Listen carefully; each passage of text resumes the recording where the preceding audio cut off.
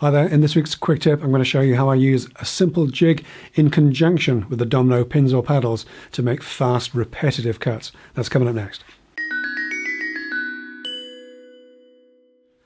You know, whenever you've got something repetitive to do, it can be worth taking a few minutes to make a jig to make that process easier.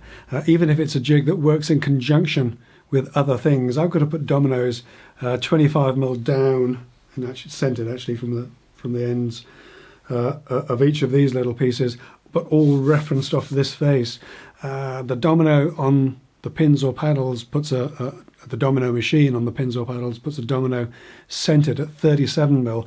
Well, 37 minus 25 just leaves 12, so a little bit of 12mm birch ply scrap cut into a square so it doesn't come up above the face of the workpiece will actually do the job really well. But the other thing you have to think about, of course, is because you're working always referencing off one face, you can't just flip this over end to end. You'd have to come at it from the other side. So what I've got to do in this case is build the jig wide enough to take the whole workpiece. Then I can do both faces of the same side at once. And if you need them on the both side, you can just flip that workpiece around.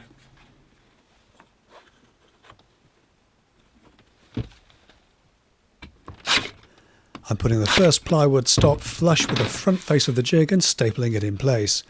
Then with the workpiece in position, I'm doing the same at the other end, making sure we get a nice snug fit.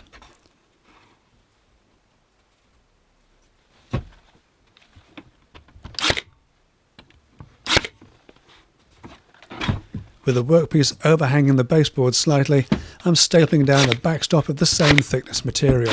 This will keep both the workpiece in place and provide additional support for the domino fence. In use, we can just clamp the jig to the bench and then work through our stock quickly and efficiently.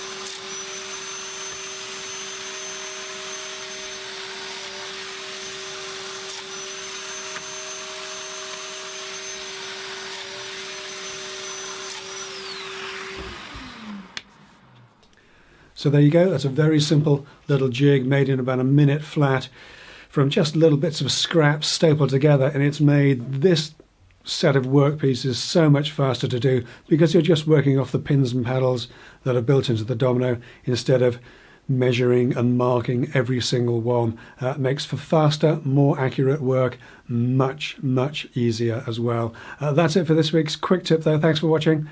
I'll see you next time.